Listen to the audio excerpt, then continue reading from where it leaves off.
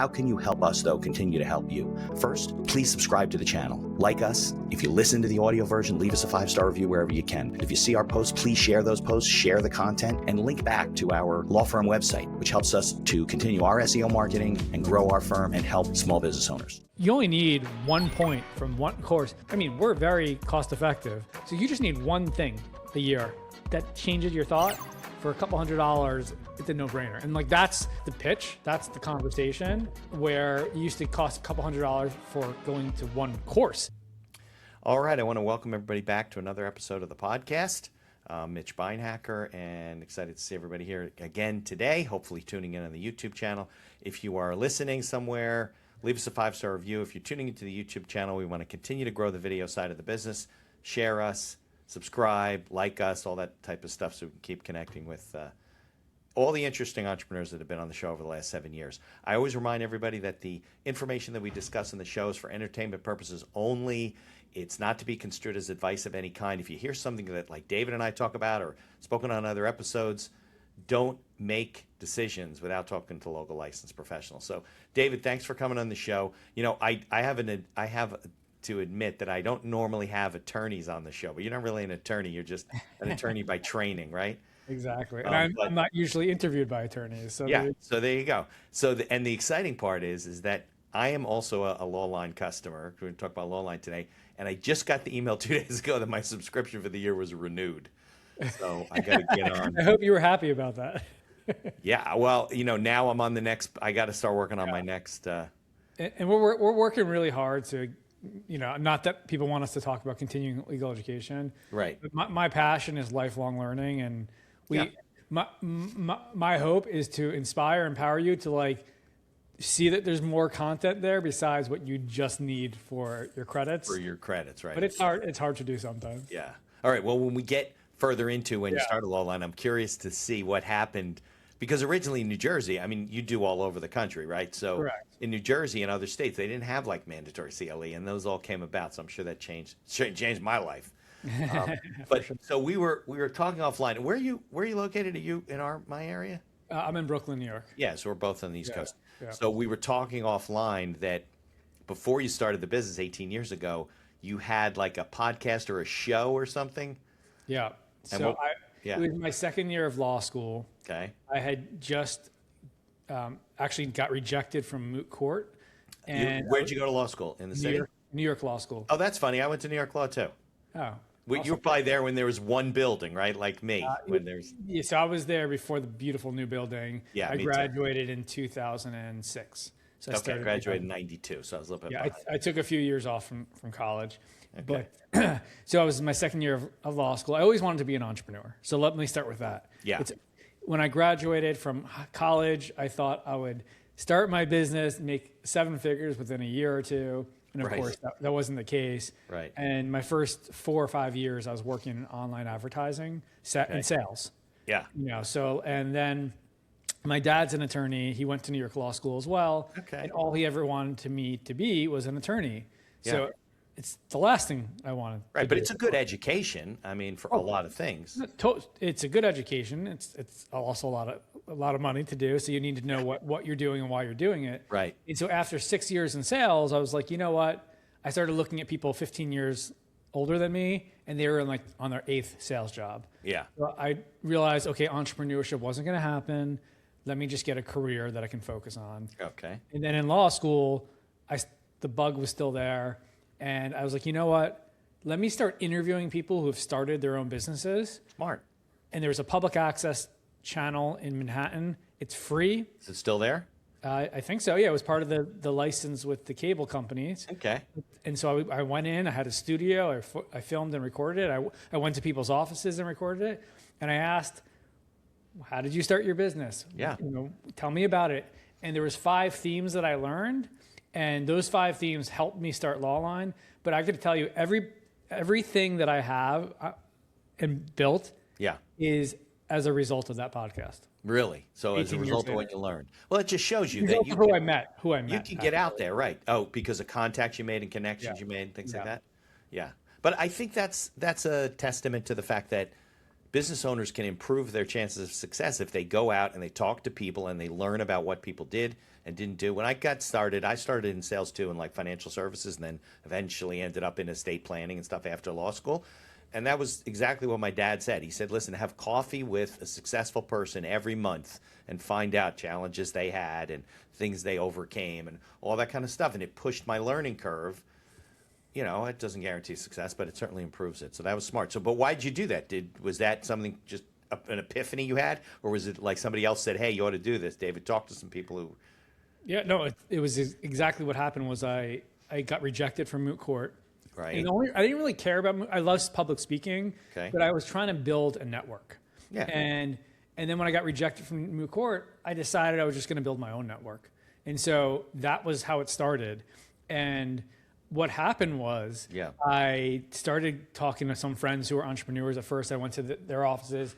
Then I went to a trade show, the Cranes. I don't know if you remember Cranes magazine. Yeah. I went Cranes to one of the business, Cranes. right? Yeah. And I was walking around and I saw this booth and I told this guy, interview entrepreneurs. He happened to be a part of Entrepreneurs Organization. Have you heard of that? Yep. EO. Sure. EO, exactly. And he's like, I have the best entrepreneurs. Come to my board meeting and I'll introduce you. He introduces me. He sends a list out. I start interviewing 2 dozen members. Got it. After I did all these interviews, I'm like, someday, if I ever have a business, I want to join this organization.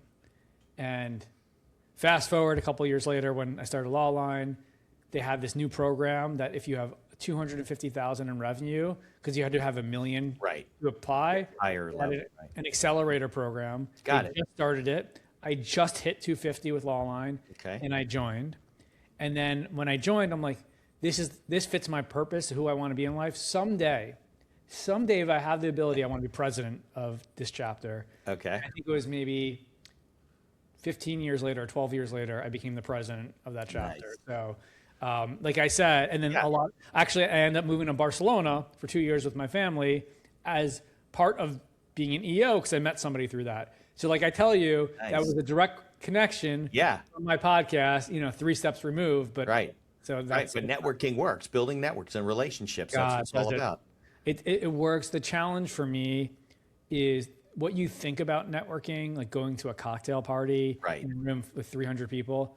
That is like walking on razors for me barefoot. I just don't know how to do that. Yeah. What I can do and what I love to do is what we're doing right now. Yeah. One-on-one focused, deep conversation. And I actually started because of all the success in my life, and I can tell you dozens of things from that podcast to EO.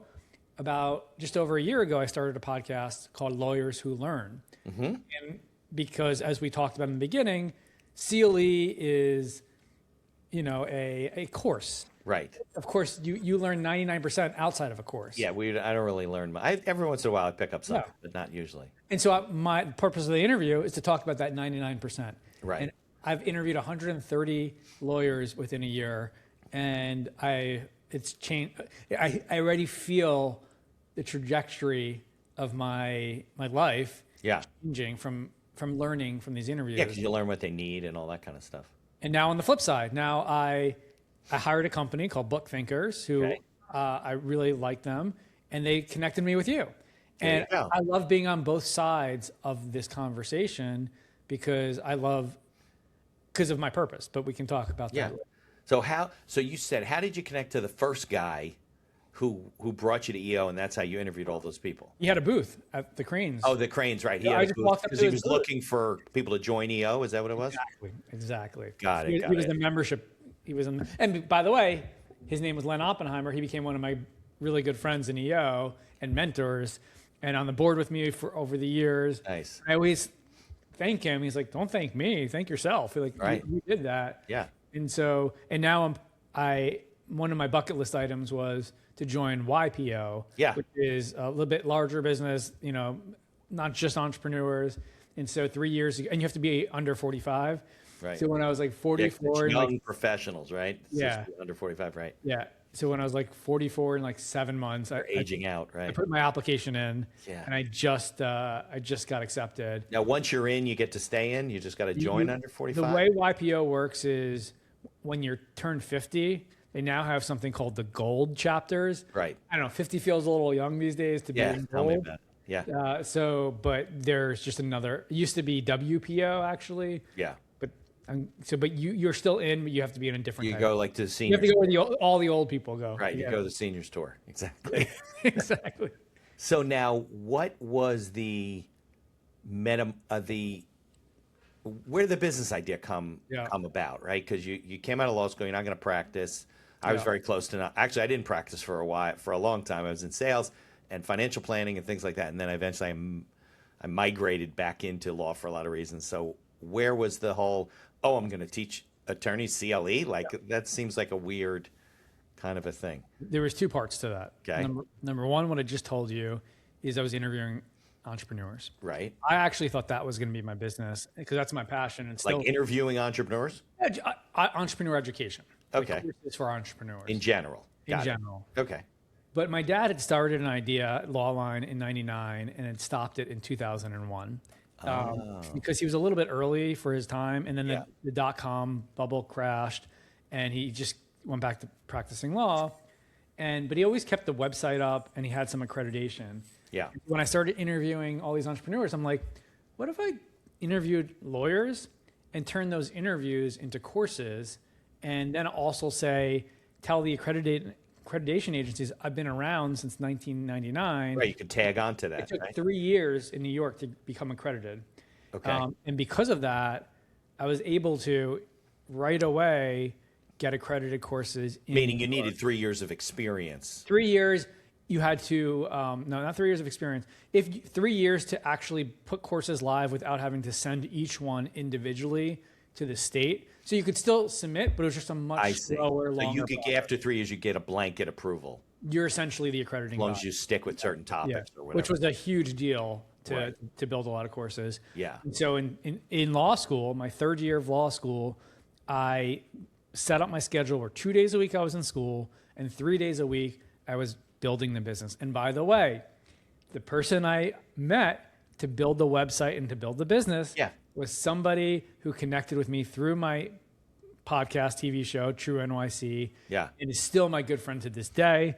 And so, again, like I tell you, there were so many different things that put out there. So if there's any, I guess one big lesson, if anybody's listening to this, like start a podcast, like just do it. Like get out there and do it, right? It's the best way to learn. Like I'm learning just talking to you right now, like, and even hearing yourself talk, you're like, oh, I forgot that I did that. Or, I listen sometimes. I'm like, oh, what am I doing?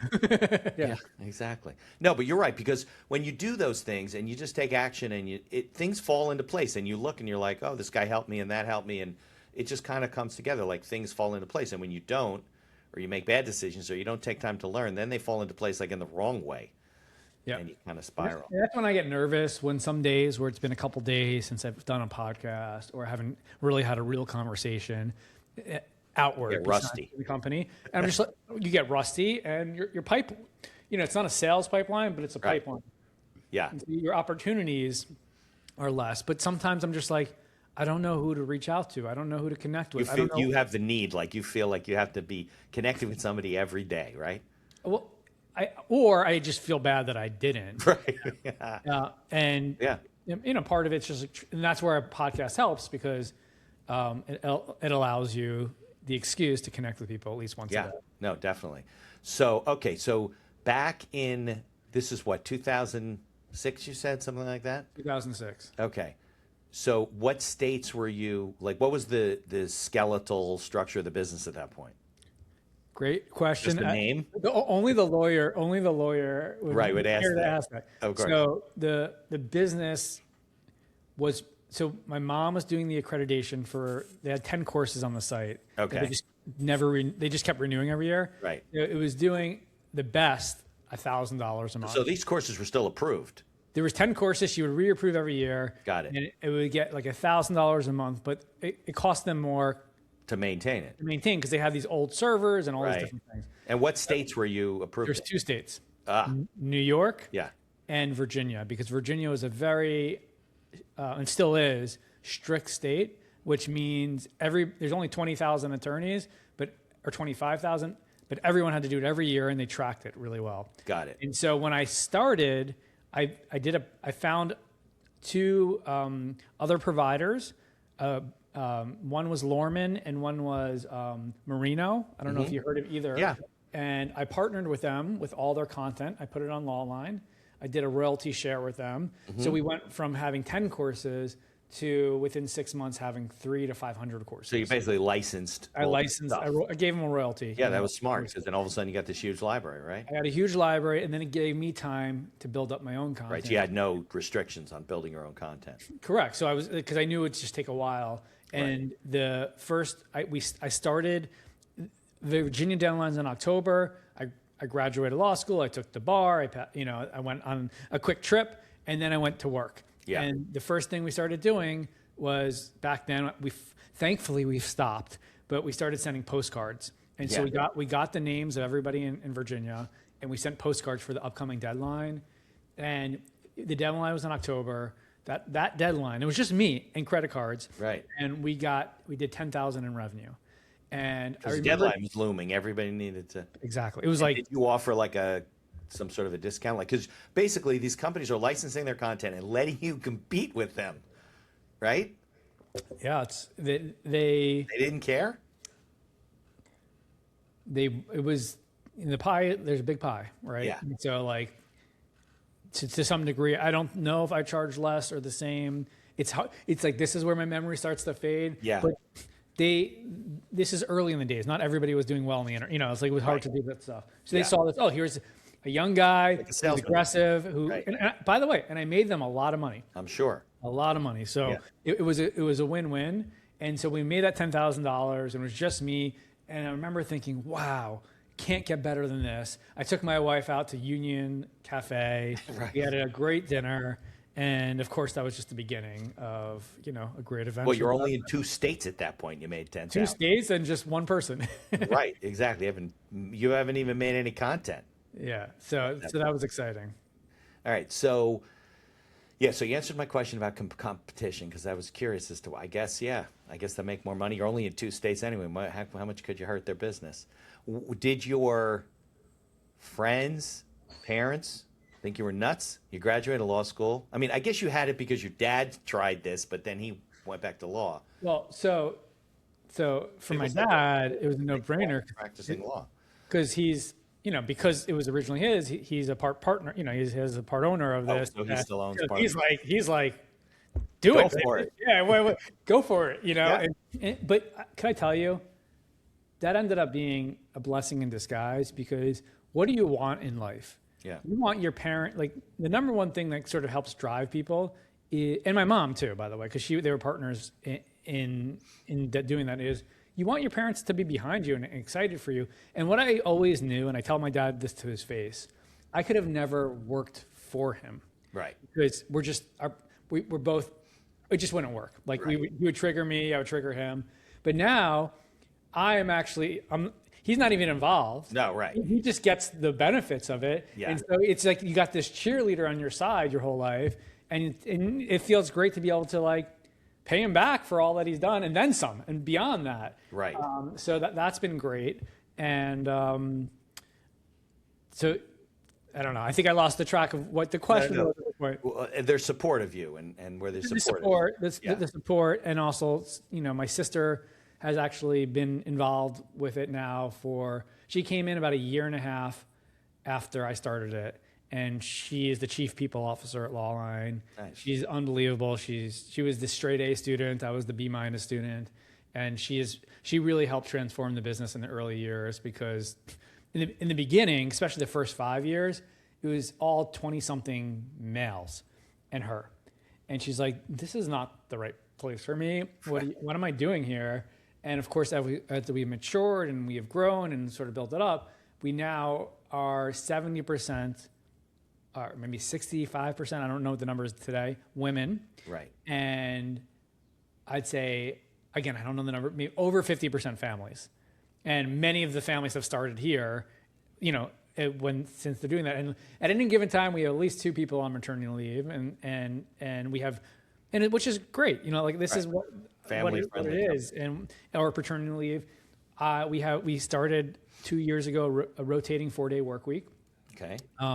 Because I think we were ahead of the time. Like AI has now made that completely much easier and, Yeah. and doing things like that. Right. But like, to me, it's always been important to have a work-life balance. Definitely. And I've always felt the 5-day, 2-day week was, it's built on the factory system, the 9 to Forced 5. Yeah. And And religion, really. Factory and religion. Yeah. Religion was the weekend. The factory was during the week. Yeah. And so I've always feel good. I feel good that we're still ahead of. Basically, an employee can work 4 days. They can pick the 4 days that they work for the No, month. it's a rotating 4-day work week. So Yeah. every other Friday, half the company has off. Got So, it. Okay. so which is an additional 26 days off a year, Yeah. which allows them to plan long weekends, Yeah. spend that day with their kids, relax. It turns out like I don't take that day because I can't just like do that, but I do other things. Yeah. I don't know. It's just hard. Today's Friday, right? I Hard don't to know. unplug. I don't even know which Friday is my day, but that's okay for me. Like it's Right. my business. Yeah, But exactly. Yeah. So, so I think that you have, I guess, do you have an office? Like it sounds to me like you got more, some of it's virtual, but a lot of people are coming to the office. we had a beautiful office. You had. Sure. We had it before in 20, whatever the height of COVID was. Right. And we were on a 7-year lease and we probably were going to renew it. It was right on Broadway off Wall Street. It was 7,500 square feet. Yeah. Beautiful tech space. We had a gorgeous studio. Obviously COVID happened. We all go remote. We were not going to renew the lease then, of course. Right. And then we ended up, as they say, burning the ships because we started deciding we were going to hire the talent where they lived, not because they were in New York. And then now we have people in like, I think 10 states, 11 states. So we're completely remote. Completely. You don't have any office anymore. I have a co-working space for myself. That's co-working though. It's not your own. It's my own office, but it's not, there's no one else there. So Right. we're what we have done though, with that said, I would challenge any in-person culture versus our culture. Yeah, Certainly we do me too. miss something. I'm in a co-working space. So you're saying nobody walks into like a reception area. It says Lawline behind them. No, correct. But we do a company, this is just one of the things we do. We do a company retreat once a year. Yeah. Last year we were in Montana. Nice. We've been in Charleston. We've been in Philly. We've been to a sleepaway camp. This year we're going to Disney World. Nice. It's amazing just from a few days together, it helps really build that trust off of Zoom. And then because we are originally a New York-based company, I'd say almost all of our leadership team, if not all of them, is in the tri-state area. So it's easier for us. We do get together more often. Yeah. Or we fly if we need to. So, but yeah, there's no question. There's something that we miss for not being in person. It's true. But I think we're more productive. You gather, right? You have access to better people because they don't have to be living in New York and New Jersey. I hated commuting. Yeah. And like I said about cocktail parties, I am just not built for small talk in an office. And not because I don't want to, but I want to be focused and talking. And we had an open workspace because that was the cool thing to have. Yeah. And so I just think, and people lived in Westchester and New Jersey, like they have some young families. They couldn't do what they just have a different world. Yeah, the whole world's changed. I mean, look, before this, I could never do the kind of legal work I do remotely. People would be like, what are you talking about? We go to see our lawyer. We don't talk to them on Zoom. What's that? Now most people don't want to come to the office. I mean, what a change in the legal space. Yeah. You would never get a client on Zoom before COVID. I didn't even know what Zoom was before COVID. Yeah. Totally. Yeah. And now Look at us. Nobody wants to meet people in person. Like, Right. Yeah, in the old days, you and I would get together in a studio, or you come to my office. We'd have a mic down here, and you're here, and we would do our show. With that said, I am rebuilding a studio for Lawline now and also for my podcast, because it's actually super cost effective. Yeah. And the quality is going to be so much better. Right. And I just think I'm trying to go a little bit opposite now. Right. And do something. Recapture like. Yeah, it's just not something. And if it doesn't work, we'll stop. But we film enough programs a year that we can give it a go. But not everybody's like you. You must deal with attorneys in all states, so that's some of them have to record remotely. That's another benefit, right? We used to never, like before COVID, we didn't even have a setup to do it remotely, right?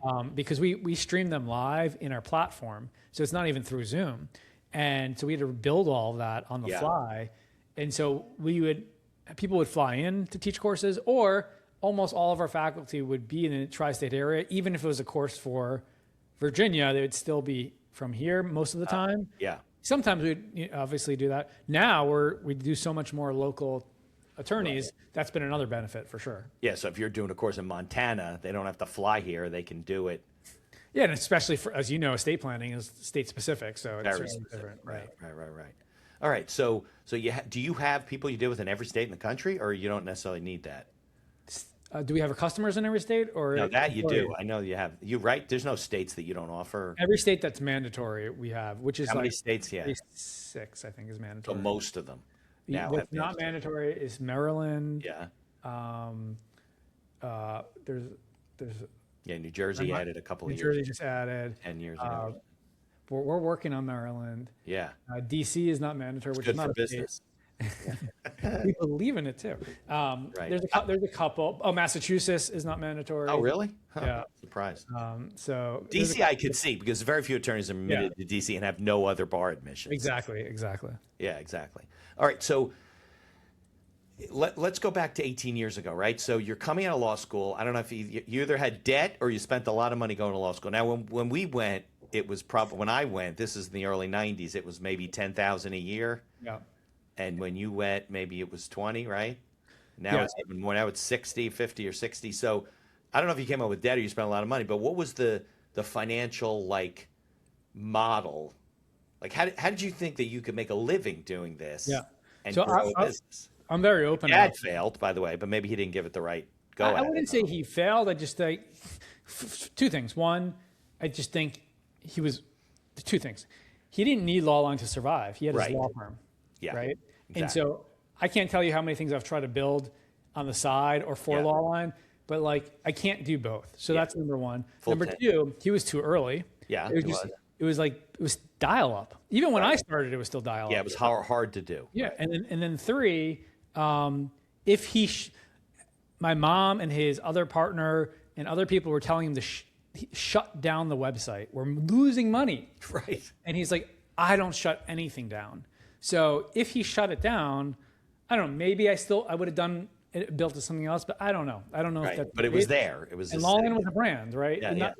It was actually just so you know, I'm not I don't invent things I forgot about this. You say, why did I have a TV show? My dad in 1986 started a public access TV show called Lawline. Oh. So that's where it came from. So it wasn't when people are in politics, right? And the kids go into politics, it's you see that, it's I can do that. The wheel, right? You're like, oh, okay. Yeah. But go back to your question so I can remember what it was. We're talking about the financial model. Your dad hadn't really made money, but he really didn't give it a lot of attention. Yeah. So this is just, and I've been very open about this. Yeah. My dad paid for my law school, and I'm very, very grateful for that. Okay. And that's what I said. I paid him back and then some from Lawline, and I'm very proud of that. And to me, what was so amazing is he came from nothing. I interviewed him in the first podcast. He actually wrote a book as well. Mm-hmm. And he was his dad died when he was 7. His mother came from Russia when she was 12 by herself. Wow. And she was a fur. And he was the first one to go to college, first one to go to law school. He had to drive a taxi through law school. And so for him, education was everything. Yeah. It was life. And so he put that as his priority for me and my sister. And so that was, I would say, if we had all that debt, I don't know if I would have had the confidence to be able to start a business with $200,000 of debt behind me. So I acknowledge that, and I recognize that advantage that most people don't have in the world. It doesn't take away anything that I've done, but I recognize it's a step above. So when you asked me, was I worried? The way I was thinking about it was let me just make a little bit of money and see if I can get it going. Yeah. But from everyone's perspective, if I'm going to be honest, nobody expected it to be successful. No, not even you. I did. You did. I'm just saying, they might not say that now, but when you see somebody do something, they're like, "Good luck, Dave." Yeah, right. To your point, my dad couldn't do it. Right. And so nobody maybe expected something. My dad's partner was so nervous that, once we came up with a deal, that within a year I would just back out, and now I would own shares of a company that didn't do anything. That was his concern. They just whatever.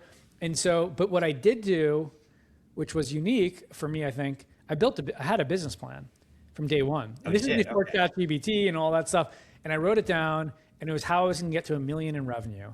And I projected it to be 5 years to get $1 million in revenue. Okay. Within 5 years, I got $5 million in revenue. Nice. So I was like, whoa, that. Right. I thought we were going to the moon at that point. Yeah, of course. Well, because things, kept growing. But then the next 5 years, we were stagnant. We were just flat, right? Maybe longer until we rejiggered the business. So that was eye-opening, and that's essentially just to plug my first book. Yeah. The Fast Forward Mindset is about the first 10 years of Lawline, but also it's the story of getting out of your comfort zone, getting stuck, and then figuring out how to break through that. It's a story for entrepreneurs, everybody who needs to get through it, but it's also a framework that I've used for the rest of my life because I'm a self-help addict. So I applied my stories, I applied 30 self-help books. Yeah. And towards the end of writing the book is when we sort of started taking off again. We rebuilt and refocused our business and our marketing plans. And now it's, we're, much larger company and trying to have as much impact on the industry as possible. All right. So can we explore that a little bit then? So when you hit the $5 million revenue, which was 5 times where you thought you wanted, at least from a planning standpoint, what made you stagnate for the next 5 years? Why? You were still doing 5 million, but you weren't growing, is what you're saying, right? Well, I can tell you when you look at the amount of this is going to sound obvious, but it wasn't so obvious until we looked at the data. We were losing the same amount of customers we were gaining. Yeah. Because it was confusing because it was we were gaining new customers every year. What's going on? Right. But revenue's not going up. But revenue wasn't going up. And we were losing a lot because there was no brand loyalty. There was no reason to stay. I think we didn't even have a true subscription then. And I think that's when things changed, when we opened it up. Like you just said, you were renewed 2 days ago. Yeah. Most of our customers. I forgot about it. I set it up that way and then reminded me. Let me tell you that. So that was the decision we made that changed everything. Okay. And what we found is every year, sorry, I'm Get some water. We don't want to lose you during the podcast. Every year, you know how if it's not a subscription, January 1st, you're starting from scratch. Right. You got to rebuild it up. Right. And it wasn't like we were building, it wasn't like every year we just start from scratch and it was all new customers. We were still retaining 80% of our customers, but we had to spam them and send them emails and do that. And what we realized is most of these customers they want to stay with us. We just don't make it easy enough. So we did the subscription and that changed everything. And of course there's a segment who doesn't want to renew and we make it so easy to opt out or to not be part of it. But it has made life easier for our customers and for us. And so now what we do is we put almost all of our energy, and you probably don't know because you're not nobody pays attention to the company. All of our energy is to provide more value for you. And how do we create? So I keep renewing. Yeah. So you keep renewing, but really, I mean, this sounds stupid, but hopefully you'll get an ROI. You'll learn something that can have an impact. Not just getting your credits. That's my hope, right? Right. And I recognize that's sometimes a hard thing. Yeah. But you only need 1 point from one course. I mean, we're very cost effective for all the quality, the courses and the quality that we do. So you just need one thing a year that changes your thought for a couple $100. It's a no brainer. And that's the pitch. That's the conversation. Where it used to cost a couple $100 for going to one course in person. You can still do that. Yeah, and it still costs that, Yeah, if I go to probate day for ICL, it's for a couple $100. Yeah, sometimes I do to spend the day and getting the credits, but exactly. But I still got to do in person also. That's the thing. Yeah, we do in person. We just the live courses count, right? Yeah, so they do. For New York after COVID, the in-person live we can do online. They just changed the rules for Bridge the Gap, which is the new attorneys. Okay. They have to now go back in person. So we just started redoing in person. And where are we doing the courses? At New York Law School. There you go. Nice. Because New York Law School. I was even before you. When I was there, they had they had two buildings on the corner of Church and Worth. They had a library, and they had a school, and then they added the other library, and now they do the whole block. Well, it was tiny. Well, they sold the Mendick Library for hundreds of millions of dollars. Yeah, and that's where they got, and then they put that money back into. Yeah. Now it's a big glass structure. It's beautiful. Yeah, it's always after I go. That's exactly. The whole thing. You can get an alumni card and go back anytime. Yeah, I can. I got one and I started working in the library. Yeah. And then I was just like, I felt awkward. I'm like trying to, I don't know, it was like all like 20 somethings in law school. And I'm like, I was like, I don't need to do this. It's funny with the kind of law that I practice, all transactional business stuff, estates. I don't have any need for a law library of any kind. Yeah, for sure. Well, no, most people don't anymore. I don't even have a LexisNexis subscription. Like I don't need to look up case law and stuff like that. That's changed. All right, so you put the business plan together, and then so things started turning around. It was because of the subscription thing, setting it up that way, automatic. Yeah, because I think that if I didn't have a subscription, what I would do is as I'm getting close to the deadline, I'd start to get postcards from different companies or emails, and I'd be like, "What's the cheapest? Like, how do I do this as cheap as I can?" Because attorneys are always looking for, because we're all trying to stuff. And it's understandable, and that's why, and I think we're still working on it, and we see, so two things.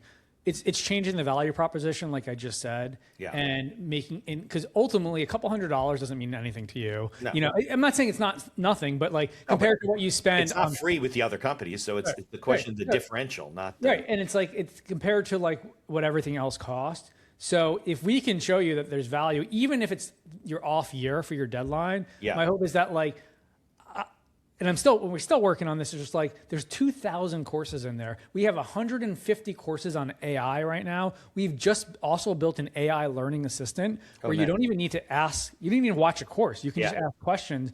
And we need to do a better job.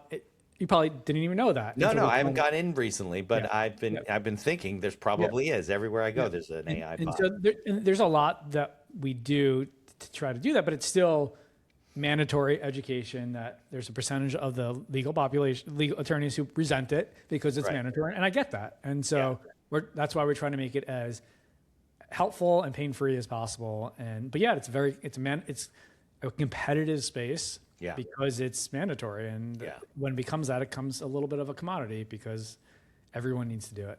Yeah. Well, I think New Jersey ICL was, continuing legal education wasn't making any money before it was mandatory. You only had that 3-year window where you had to do things. Exactly. So now, and I waved into New York, but I didn't have to do the beginner stuff. Good. Practicing so long. The other thing I wanted to tell you, every day we get, and we've been doing this for a decade now, we get an email to the entire company of all the course comments that people made the day before, and there's hundreds or thousands of them. They're not mandatory to make them, but at the end, there's a form that you fill out. You probably remember. Yeah. It says, do you have any comments about this? And that's where things really shifted for us when we started that. Because before that, we're like, oh, people are just coming for the credits, right? And then people didn't ask. We didn't ask. And they're just like, I've been binge watching this practice area because I just switched practice areas. This course has transformed how I think. Yeah. And so that's where it's we came up with this line, come for the credits, stay for the content. We don't push that line, but there are so many different things that we're trying and experimenting with to add value. No, there's no question about it. Some attorneys kind of dabble, they start getting a little business, like in family law, and they're really an estates attorney, and they're like, I want to do more of that. And then they go out and they just binge a ton of stuff to learn. They got to learn other ways too. It doesn't help you just practice just by watching. No, but it helps a ton. A lot. And by the way, and the other thing is, they reach out to the faculty and either give them referrals or just want to connect with them or whatever. And that's one area that we're really focused on, and we're about to launch something new, is taking care of our faculty, treating them like rock stars, treating them like the stewards of the profession that they are by putting their time out there. And we create these faculty dashboards that will show the performance of their courses, their content. When they get a course comment, they're going to get an email. You got a new comment, because that's what people want to see, the feedback. And they get hundreds of, you teach a course on Lawline, you'll get between, depending on the topic and the area, 1,000 to 5,000 people watching it. That's a lot of feedback to get. So it's a great experience being a faculty member. Now, one of the things, maybe you do have courses on this and I just don't find them, but I find that we don't have any courses, certainly that are approved for anything, that deal with like practice management, business, marketing, like none of that stuff, at least in New Jersey, is approved for accreditation, to meet your requirements. Like, and I guess I coach a lot of colleagues. I should do it. I don't do it for money. I probably should do it. I do it for free. I should help, right?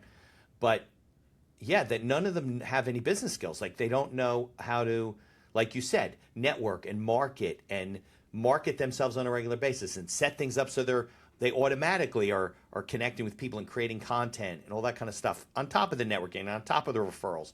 And it's a lot of feast or famine, like, so that's always seemed to be a missing piece in the legal education community, maybe because the bars don't support it. I don't know. Well, there's two components to that. One, for most bar associations, they don't allow you to credit marketing, which I disagree with. But practice management, there are some of those. There's a lot. No, there's a lot of that and a lot of business stuff. But what I can tell you is a lot of that stuff. Maybe you're getting your calendaring from one software and you're invoicing from another. Evenoo is a platform that we use as one of our sponsors to run our entire business. And there's other features like auto payments and integrations with QuickBooks. Visit evenoo.com, EVONUE.com to learn more. There's also a link in the show notes. And be sure to tell them that the Accidental Entrepreneur referred you. This podcast is brought to you by our affiliate sponsor, iEmployee. iEmployee is a virtual assistant service that hires almost anyone for any role in your company right out of the Philippines. Most roles range from $7 to $9 an hour for highly skilled and experienced VAs.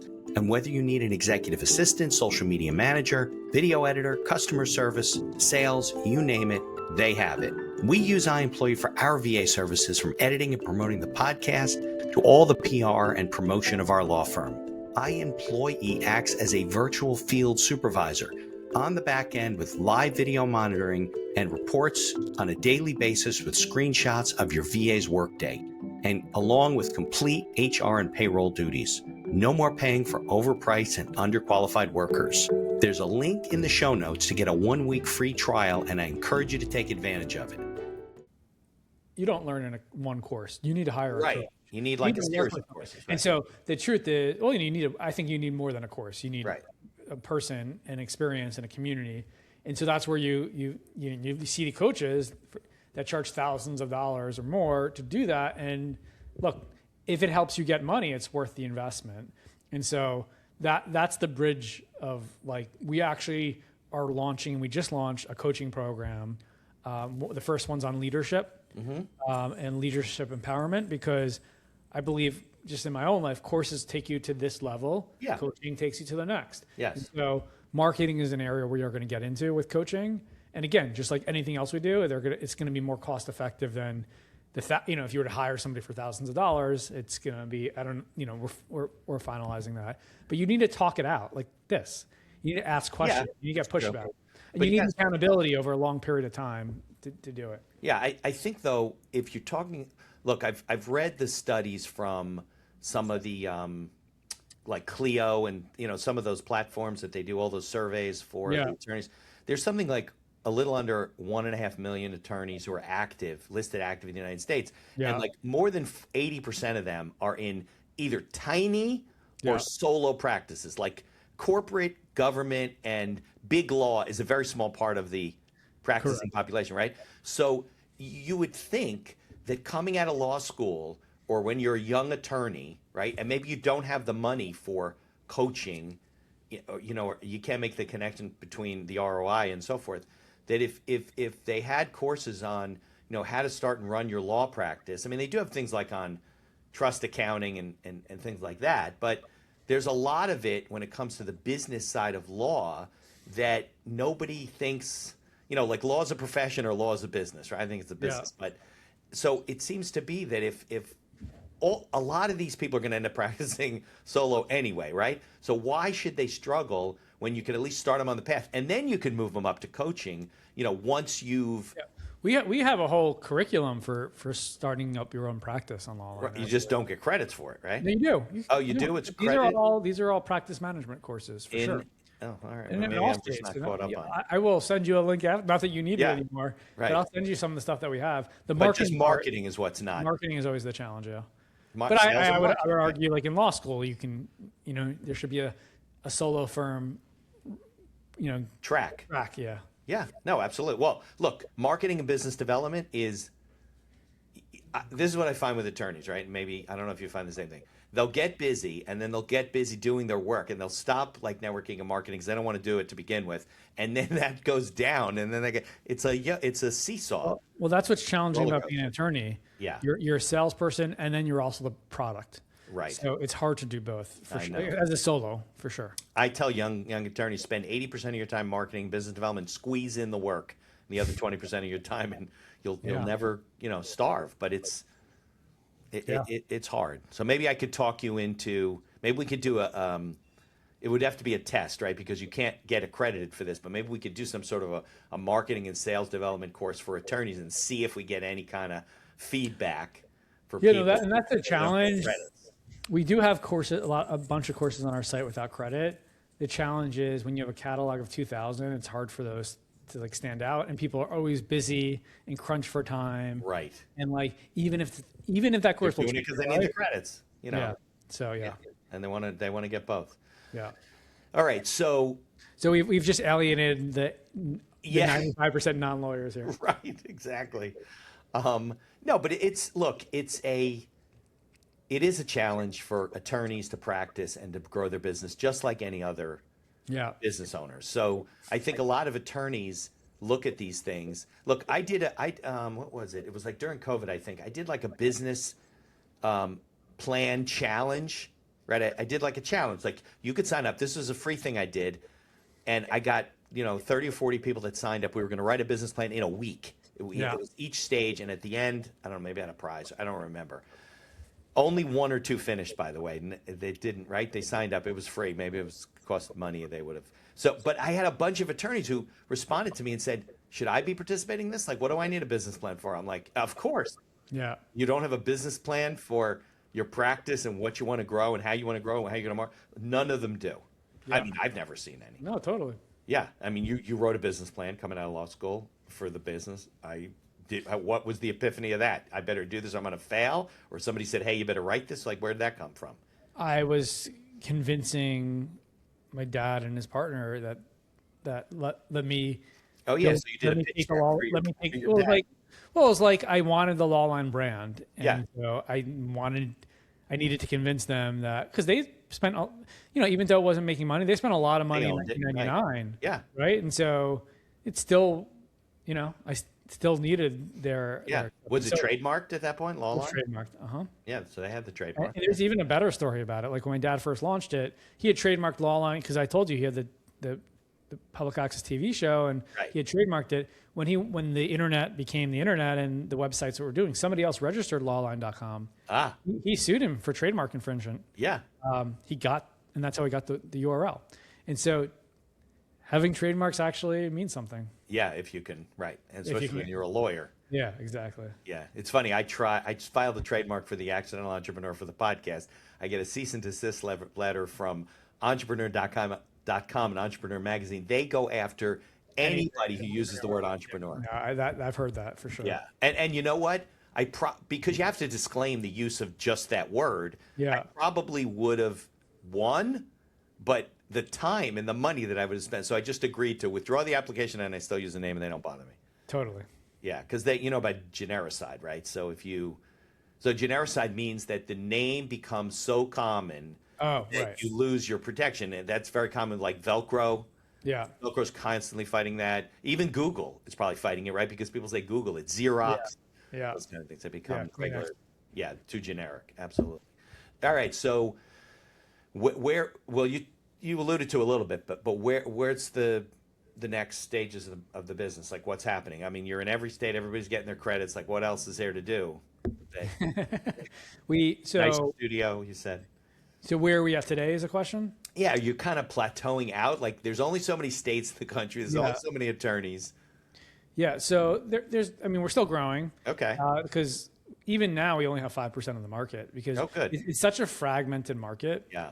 That at 1 million attorneys, there's bar associations, there's tons of mom Places and pop. you can get credits, right? There's public companies. Yeah. And so there's always a constant fight. And then there's the low cost providers, the higher cost, worse, in the middle. So that's always a nonstop focus to better improve our product and continue to grow there. We've launched a couple products as well because we used to just focus on the small to mid-sized firm. Yeah. Now we work with a lot of AmLaw 100 firms or big firms to support their organizations. Yeah. And so we built a lot of products and tools for them. So it's like a corporate thing, and all their attorneys can use it. We can actually host all their content on our site, do all their accreditation for them. So that's been our fastest growing business since we launched the company, besides our core. And so that's been really exciting as well. And we are continuing to, now that the ability to build software is essentially, the cost has gone down almost to zero. Yeah, right. From what it used to. I mean, our developers don't code anymore. They use Claude Code. Right, of course. So because we have great customers and a great product, we're constantly looking to see how can we provide you more value in your subscription or even outside of your subscription. And so we're constantly testing new ideas, and hopefully one of them will hit. But I'm a big believer in the Jeff Bezos philosophy, which is like the chances, it's not a baseball game where when you try something, the most you can get in is a home run. Right. Every so often, once or twice in 100, you can get outsized returns. You can get 1,000x return on something you try. Yeah. So with that chance of getting 1,000x returns on one of your ideas that you execute, it's worth the risk to do all these different experiments, knowing that 99 of them will be either fails or just singles, right? Or doubles, or break even. And so we're constantly focused on that experimental thing to get that 1,000x return. So it's like the venture capital approach, right? I mean, they don't expect to hit a home run 9 times out of 10. No, it's just like anything, right? And so, and what we have that's different than like a startup. Yeah. We have 2,000 courses. We have 50,000 customers. Right. We have a brand that's trustworthy and building out there. So we're constantly trying to figure out how to better support our customers and our faculty. And we have a couple things up our sleeves that we'll be launching in the next 6 months. Nice. So keep an eye out. All right. So I was thinking, I'm wrong, obviously, but I was thinking that, you're kind of at the level where it's like the phone companies, right? They get few new entrants they're just moving people back and forth, but I guess that's not true. But people age out of CLE, right? At some point, I think they hit 70 or something. They don't have to do it anymore. Yeah, they age out, they retire, and then new people come in. They were working at a firm, and the firm was paying for their CLE and all. So we're constantly having that. There's always churn in a business like this, and there's no. We're not. The first 5 years, we grew 500. We're growing 100% a year, 200%. Right, because it was We're not there anymore. So that's the harder part. To do that when there's only 1 million attorneys. We have a low cost. A couple $100 a year. There's only so high you can get to unless you adapt or pivot to something else of value for attorneys. Right. Well, if you have 50 to 70,000 customers, right? Certainly, it's a great business and it's a great value. It's a great product for sure. Right. And subscription models are good for business. That's why 80% of our energy is providing value for our existing customers. Because that's your cheapest route. You don't want to lose cheapest, and totally. And we also, just so you know, we are in the CPE space for accountants as well, which is a pretty big market. How long you been in that one? Long time? Long time, 10, 15 years. It's not called Lawline, is it? Further Ed. Further Ed. Okay. So you're adding, so at the most, you're adding a couple thousand new customers a year and keeping your old customers. That's the growth pattern? It's a lot more than that, but it is? Okay. Yeah. All right. Good. So if people want to kind of learn your story and learn from you, and maybe they're not lawyers, they're business owners or whatever, what's a good way for people to connect with you? There's two ways I would recommend. LinkedIn, I'm very active there. Okay. And then 2, I just published a book called Yeah. 11 Suitcases in February. Go to 11suitcases.com. You We'll can put not only links in see the show notes. you can not only see the story of us moving abroad for 2 years. It shows you a link to the book. It gives you pictures and stories about sort of how I built where I am, why I am where I am today, and the struggles that I face daily. Very nice. And is it also available on Amazon?